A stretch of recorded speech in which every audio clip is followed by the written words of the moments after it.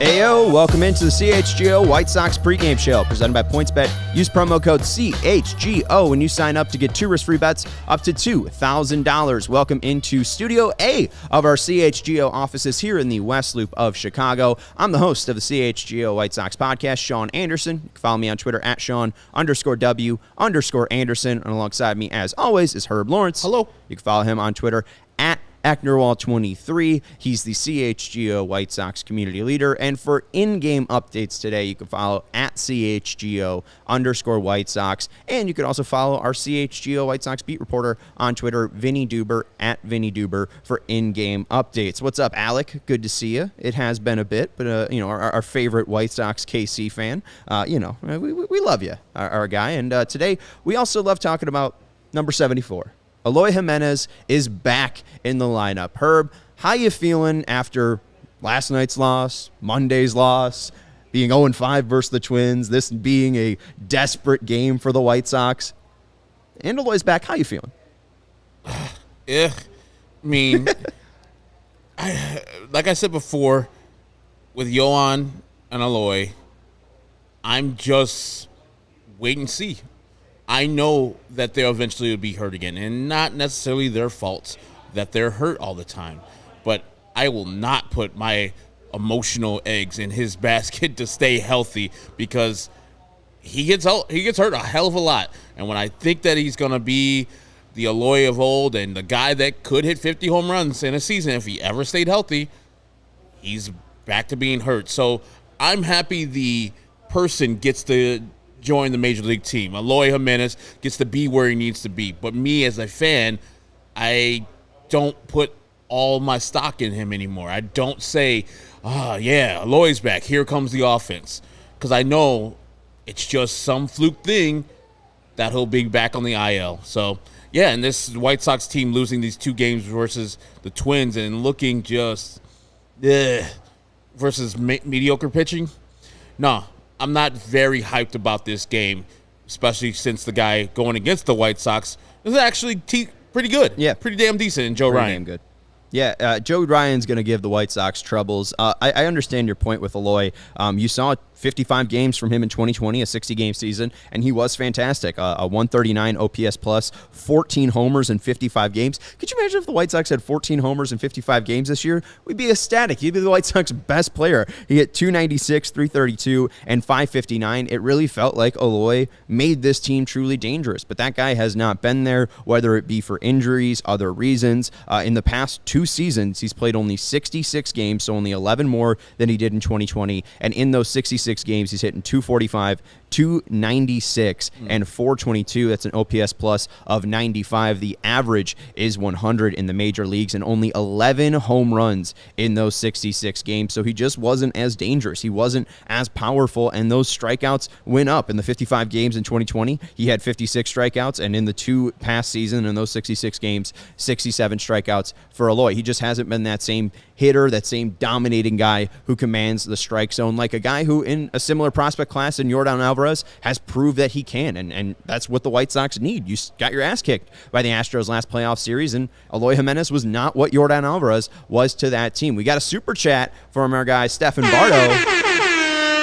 Yesterday was my second game all year. Wow, stadium was dead. 18,000 in attendance was the reported attendance last year, or last night. Not too shocking, though, because I saw some stats from July of 2021 when there was full attendance. It was around 18,000 for the Twins and Sox. I guess not a lot of Sox fans getting up and ready for this one. No, I mean, after that disappointing loss on July 4th, you understand that the fans were kind of tired on a Tuesday night where weather was going to be a factor. They got a little bit of the rain delay. So, yeah, I don't blame fans for not going to the game last night after what happened on Monday.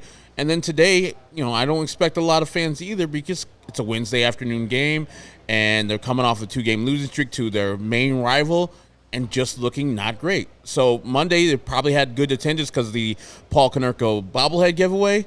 If they need to do that for every game, do it to drive attendance, because 18,000 for a team that's supposed to be competing, really bad. I have no desire to go. I mean, we're doing a show on Friday. I have a ticket for Friday. I have no desire to go, even if I weren't working that day. So, yeah, I don't blame you fans for staying away, watching on TV, watching us here on CHGO White Sox. We appreciate that. But, yeah, to give them money right now, to give them support right now, I don't blame you guys for not doing it. Yeah, I mean, it's tough. I got so excited for this stretch, these 15 games in 14 days against the AL Central, because I did believe in this team. I believed in the talent, and even though I shouldn't have any faith in Rickon and Tony La Russa, and they've proven that to me midway through this season, I still believe in the guys. Yeah. It was more about overcoming Tony La Russa. We don't believe managers matters, or believe before the season we didn't believe managers mattered, and Rickon did a fine enough job. I was happy about A.J. Pollock, but A.J. Pollock hasn't performed. He's been much better than Craig Kimbrell, so at least we don't have him anymore. I'll take that, but I understand. Fans have been beaten down, and I've seen people say that this is worse than 2012, that the top 10 is fine in talent, but everything else is bottom of the league, and it's frustrating for a lot of fans, and I completely understand it. Our guy Sydney saying the Cards will be back this weekend because of the weather and the Luis Robert chain giveaway on Saturday. 2,000 unique chains for the La Pantera chain giveaway. You excited for that one? No, it's not that very unique. If 1,009 or 20,000, so 20,000 other people get that chain not that damn unique. No, I'm not going. I don't have any tickets. I still have the Eloy Robert bobblehead, which I haven't brought in yet. That was the better giveaway. That was the best giveaway they've ever had, because it's a awesome moment in White Sox history, funny, and then 2 bobbleheads for the price of 1, and a good job by them. Yeah, I'm not excited about getting a plastic chain from the White Sox. It's going to turn my neck green. Yeah, I don't blame you. And, it looks all right, but the Eloy and Robert bobblehead, that one looks slick. And, hey, maybe Eloy can have a start like he did in 2021. First 15 games for him, he had an OPS over 1,000. I'm not expecting a ton, but if in the first 5 games he has 2 home runs, he's doing his job. And if we saw anything from Charlotte, like, it doesn't necessarily matter stats you'd have down there, especially if you're the pitchers. I mean, we saw Johnny Cueto struggle mightily. Today's starting pitcher, Lance Lynn, struggled mightily down there in Charlotte. Now, the hitters have gone back down there and came back with a little bit renewed sense of how to do things. Gavin Sheets got sent down there. It looks much better since his return. Jake Berger initially looked really good, and he's been struggling as of late. On the IL now today, he played last night, second base in the 9th inning, but now he's hurt. That's weird. Well, so I have faith that Eloy Jimenez, even though the numbers don't look great down there in Charlotte, he'll come and do his thing for the time he'll be up here. Yeah, I can't wait for you to ask Vinny about Jake Berger's injury and then the reaction that you'll get from Vinny, because I know he'll just be like, why are you going on this, conspiracy theory? But let's both him and Vince Velasquez pitched in last night's game. Today they're hurt. Questionable. Yeah, well, let's look at it. So Vinny Duber tweeted this out. Eloy Jimenez came off the IL, so he has been activated and is in the White Sox lineup. Jake Berger and Vince Velasquez hit the IL. Vince Velasquez looked horrible in his past 2 starts. He got lit up on Sunday versus the Giants, and then also on Tuesday versus Minnesota. So maybe there is something wrong with Velasquez. I would believe it. It's a blister? Yeah. Oh, well, all right. That is something wrong. Hey, you destroyed Aaron Sanchez's career. And Jimmy Lambert is up from AAA. And then Danny Mendick was moved to the 60-day IL to make room for Eloy, who is on the 60-day IL. So they switch Mendick and Eloy. You say Jimmy Lambert? Jimmy Lambert. A.K.A.? Adam Wainwright. Yes. The guy who's going to save the White Sox season, Jimmy Lambert. I'm excited to see Eloy. We'll see how he looks. It can't hurt, right? I mean, that's the point I'm at. No. Maybe it'll help them have more fun. Maybe they'll hit more. I'm not sure. Let's look at the starting lineup, because it's been the same starting lineup that you've seen outside of Eloy Jimenez, basically. Tim Anderson leading off, playing shortstop. Batting second, Andrew Vaughn playing first base. Batting third, Luis Robert playing center field. Batting fourth, Jose Abreu at designated hitter. Batting fifth, Gavin Sheets out in right field. Batting sixth, Eloy Jimenez out in left field. Hi, Mom. Batting seventh, Yohan Moncada playing third base. Batting eighth, Leary Garcia playing second base. And batting ninth, Sebi Zavala playing catcher. Herb, if I told you at the start of the year that top 5 third basemen Yohan Moncada would be batting seventh, your reaction would be? Man, the White Sox are killing the ball. A bunch of hitters are murdering the ball, apparently, because they have a great hitter like Yohan Moncada hitting seventh. 6 guys ahead of him must be doing work. But no, it's not happening. But Yohan, as of late, has been doing work himself. So since he came off the IL, I've been seeing some glimpses of him actually driving the ball, getting better counts, swinging at balls that are in the zone. I mean, the other day he did take 3 straight fastballs. 2 of them were pitcher's pitches. They were on the outside corner, on the edge. You can't do anything but tip your cap. But the third one, we got 2 strikes. You got to swing the bat. So he does a little too much of that for me. But being 7th in a lineup that performs, I would say, all right, we're good. And Vinny says he has lineup versatility where he can hit 2nd or he can hit 7th and be fine with it and perform the task at hand. I don't like the fact that Gavin Sheets is 5th and those 2 veteran players, Aloy and Yohan, are batting 6th and 7th behind him as if he's better than them. Right. Well, Moncada, last 47 plate appearances, 296, 340, and 455. So maybe he's feeling healthy. Maybe he's feeling all good. He looks a little bit looser out there. I like the whole yellow get-up he was wearing yesterday. Defense works always. Appreciate that. Yeah, and hey, he plays better defense than Jake Berger, so that's why he's up here. All right, let's look at the Twins lineup. And I see you, Wayne, saying, what's the line on who gets hurt next? We don't need that energy. Come on, Aloy's back. Let's give us a day at least. Twins lineup, batting leadoff, Luis Arraez. He's the designated hitter today for the Twins. Batting second, Jorge Polanco playing second base. Batting third, Byron Buxton playing center field. Batting fourth, Max Kepler playing right field. Batting fifth, the killer, Alex Kirilloff, out in left field. Batting sixth, Nick Gordon playing shortstop. Batting seventh, Jose Miranda playing first base. Batting eighth, Gio Urshela, what a fella, playing third base. And batting ninth, Ryan Jeffers, the catcher. Dangerous lineup. Really the only guy that I'm not worried about is Nick Gordon because that guy's a bum. Yeah, I mean, that lineup is good, not great. They should run through that lineup. No Correa in the lineup today. So, yeah, Buxton's tough. Arraez is tough at the top. But for me, that is a average to a slightly above average lineup. Mm-hmm. Nothing to really get hyped about. Not the Toronto lineup that they face, not the Yankee Murderers Row, not even those Angels, where you get a couple of those top-notch players and then it falls off the table a little bit. This kind of reminds me of that one. Yeah, it's guys that can get the job done. We just saw Miranda hit a homer last night. They're moved up Kirilloff after his 2 homers. It's a lineup that can hurt you, and they're playing Byron Buxton 3 straight games. That's what shows me that they're going for the kill here. Yeah. They didn't run out Correa again, but I absolutely think that they're looking to end this and they're looking to sweep the White Sox twice. Let's look at the pitching matchup here. And Wayne saying you both have the Sox winning the division. I think right now I'm at a no. I don't know about you. I'm still holding out hope. As you said, it's the players. I have hope, but it's the players. I think they're better. I don't have faith. But yeah, if I had to put money on it, no. But I reserve the right to still, and that's what I put in the prediction. So I'm going to keep the prediction that we did at the beginning of the year solid. The White Sox will make the playoffs by winning the AL Central, but I'm not confident in that. And that's a good point by Brad. Later summer, Miguel Sano to the rescue. Where's Miguel Sano? We haven't seen him all series. He just got sent on a rehab assignment on the 4th of July. There you go. So he'll be back soon, I guess. Man's a knucklehead too. You'll see him at the end of July. Yeah, I mean he's a knucklehead. But hey, that's the Twins for you. Yep. A whole bunch of team of knuckleheads. Let's look at the pitching matchup. No, it's not Josh Winder, guys. You don't have to be shaking in your boots. It's just Joe Ryan, who in 66 innings has an ERA of 3, 51 hits. He has 60 strikeouts in those 66 innings, 18 walks allowed, and an ERA plus of 126. Let's see. He's right-handed. He doesn't walk a ton of guys. He has a slider. Oh, boy.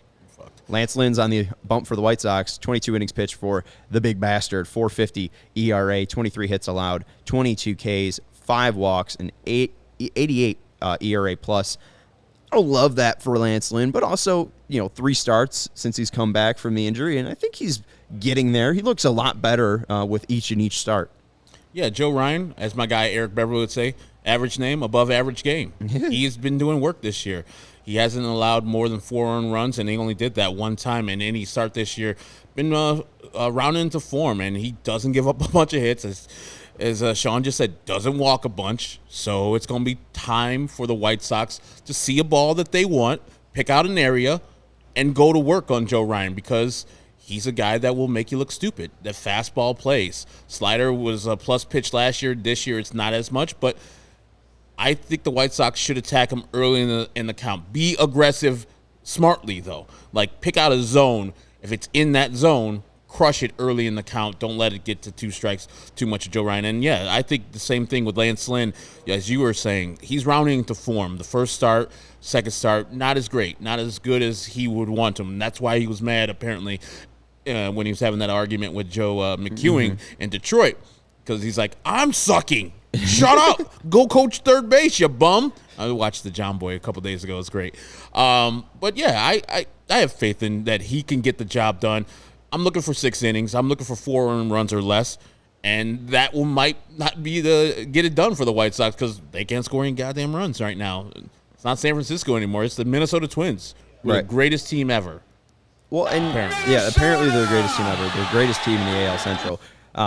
And Joe Ryan's been on my radar for a bit here. I remember watching his start in Boston back in April.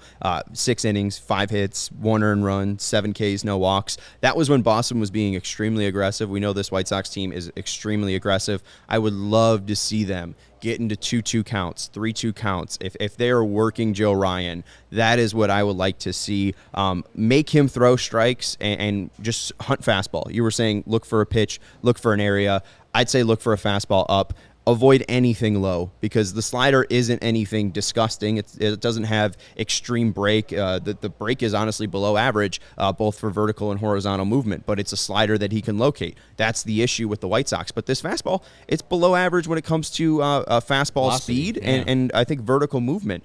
So it's not really a pitch that should fool major league hitters. It's just if you can identify the fastball, damage the fastball. That should be the game plan in my mind against Joe Ryan today. And they have similar pitchers. That the Winder guy who pitched last night didn't have a premium slider. His slider, to me, did not break a lot, but the White Sox were flailing at that. They only struck out 3 times versus Winder, so good, but this is the thing kind of where the Cubs are talking about they didn't like to have Kyle Hendricks and Zach Davies back-to-back because they're too similar of a pitcher, so the second guy would get crushed because the first guy they got used to. I don't know necessarily if Joe is 100% like Josh Winder, but he's similar. So they should have the same game, well, not the same game plan. They should see what Josh Winder was doing and adjust to what Joe Ryan is because they're in the same ballpark right there. Yeah, I would love to see them do damage. We saw Luis see a couple pitches there from Winder, and he figured it out in his first couple at-bats. But Jose Abreu, the guy who's been red hot, really looked bad in his first 3 at-bats and really couldn't identify that slider last night. So I would love to see the White Sox be able to identify some pitches, rack it up, and hopefully seeing a guy who is similar-ish, that'll help him. And you saw Jose, and I think Jose takes it on himself to do what the team needs. Team wasn't walking a lot. Jose's like, okay, I'm going to walk a lot more. Team wasn't hitting home runs. He started putting the home run ball. Last night he started pressing because he saw that his team had struggled the day before and in that game. And so he was flailing and getting these poor at-bats. Seeing the 9th inning at-bat, a little bit more composed, a little bit more Jose-like, and got the job done. So, and you saw him at the end of the game. I don't know if you guys saw the picture, just him looking despondent. Like, what the heck is going on? This is my last year possibly here at the White Sox. Do I want to be here? I'm just reading into his look. It just looked, he had this 1,000-mile stare out into the outfield, and he was like, what's going on? We're losing to the Minnesota Twins. We felt the exact same way, Jose, and I want him to be on a better organization. And if that's the White Sox just improving their organization, awesome. But he deserves more than what this White Sox organization has given him this season. And that's why we keep putting up the MVP, because he's been the best damn player on the White Sox. Maybe outside of Josh Harrison for the past month, and he's really been proving himself. And that was a great photo. I think Nick Murkowski from Locked On Sox and Good Guys Talk Back actually snapped the photo of the broadcast. And Steven, I dropped it in Slack if you want to pull it up, because you're right, it is a 1,000-mile stare, and it's just like dugout completely empty. Jose fought his ass off to get on base, extend his hitting streak in that 9th inning, and it's just defeat. It really looks like that's what it is for Jose Abreu, and it sucks for a guy that's given his life and his MLB life to the White Sox to put it all out on the line for them, and he knows right now that this is the 3rd year that this team should be taking a step forward, and it's game after game after game after game where they take step back after step back after step back. So it's just, you can't even get to 500 with this damn team. You can't even, get them up for a Minnesota series. Minnesota's had no issue getting up. Minnesota's had no issue hitting Michael Kopech, one of the best guys in the league, possible all-star. It's Josh Winder having success. It's a smart organization having success. It's just tough to see. Yeah, it's very sad to see. And I at the end of the show last night and seeing all the comments and just thinking about the White Sox myself, I kind of felt like Jose's feeling this picture we're about to show you. It's like, oh my God, did I put a lot of eggs in this 2022 White Sox basket for my emotions, for my actual day-to-day? Did I think that this team would get the job done? And now I'm thinking, okay, it's over. We're not going to catch the Twins. And you see the picture on your screen. That's Jose's look. That's how I felt. That's how I still feel. Like when I woke up today, I was like, I'd like to do this job. And it's awesome to be alongside Sean and Vinny. But watching the game is the hardest part, and that shouldn't be it. The game should be the fun part. And then us coming on the air and telling you about what happened in the game should be another fun part. But it's fun it's fun post. And the game is just It drags on. Yeah. It's not fun. Boring. And hey, that's what Alex said. Alex said he hasn't turned off this many games this early since 2018. And if we weren't getting paid, I don't know if I'd be able to sit through these games because hell no. It's boring, it's brutal, it's the same shit each and every damn night. And we need something to change. And hopefully that changes today. But I sound like a broken record. I don't know how you're feeling, Herb, but let's get into your predictions. You got any bets tonight? Who's the pick that's going to click tonight? What you thinking? All right, I'm going to go with Tim Anderson because I believe that he'll get the job done today. He's been really pool happy lately. I need him to go back to being Tim Anderson, seeing that ball a little bit deeper, inside-out swing to right field. So I'm going with him today. And if he does his job, I believe the rest of the players will do theirs, and the White Sox will come out victorious. But I'm going to predict the Twins are going to win today 5-2, just because they've not shown me that they have a consistent enough lineup, even though Eloy's coming back today, to get the job done versus a guy who's a top-notch pitcher, not elite, but a pretty good pitcher this year in his first full year of starting. Tim Anderson hasn't been on fire since he's come back, and I think that today could be a good matchup for him just because he does have that below-average fastball, Joe Ryan. So I do like the pick. I could see TA stealing a base today. That's currently on PointsBet at plus 500 if you're looking for that. I'm going to go with the guy coming back. He hit a home run in his last game in Charlotte. Joe Ryan ain't nothing. Come on, Eloy. What you doing? Let's go. Let's click. Let's Hi, pick. Mom. Hi, Mom. Let's do this. Eloy Jimenez, you're back. Let's fire up this team. You're the fun guy, right? You're the comedy relief, right? You're the jokester, right? Let's make this team laugh. I want to see what my guy Matthew Cortese has to pick today. He's going no hitter 5-0, I think. Okay, all right. I'm making sure. Like this might have broke Matthew Cortese too. No, he said Andrew Vaughn's going deep today, but if they play as flat as last night, I'm going to lose my mind, which I think we agree with, and I think there will be a decent amount of screaming on the post-game show if they lose and get swept twice by the Minnesota Twins. Like, I don't even want to entertain it. White Sox wins 6-2. All right, that's all I don't. All right. I picked the opposite last night for the Twins. Yeah. I was a little bit off, but I was close enough. I'll go White Sox 6-2. I think Eloy will hit a homer. I think Tim Anderson will score a run. I think Anderson will probably get 2 hits. And Lance Lynn's been good. And I'm not worried about this damn Twins team because Lance Lynn can locate on the edges. That's where Byron Buxton really can't do his damage. He really does his damage in the heart of the plate. So as long as he avoids the heart of the plate, I think the White Sox can win. 6-2 White Sox. Why not? So Alec is negative about Eloy today. 4 times he's going to strike out. But tomorrow versus the Detroit Tigers, 2 for 4 with a home run. But today's pick for Alec is going to be Yoan Moncada for Click to Pick. I don't blame him because honestly, that sounds exactly like Eloy. Eloy's going to strike out 4 times and then he'll just run into one tomorrow. That sounds so Eloyian that I agree with Alec. Eloyian. I like it. Yeah, and so I am Rusted is wants people to be fired, which I do. Jose is a Click to Pick today. Lance will go 7 innings. Pito with 2 home runs. TA goes 3 for 5. A twin sweep today will be the end blowing this series beyond words bad. No one in the Sox front office should be sleeping well.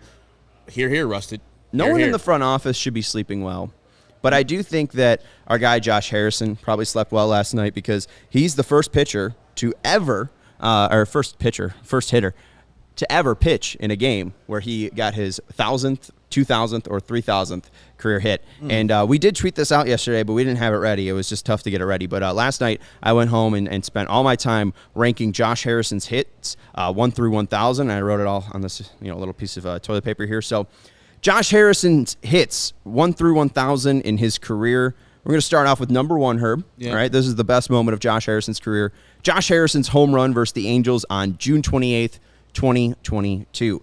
Second, Josh Harrison's home run versus Toronto on June 22nd, 2022. That was his first home run as a Chicago White Sox. Number 3, Josh Harrison's first single off R.A. Dickey in May 31st in 2011. That was as a Pirate. That was his first career hit.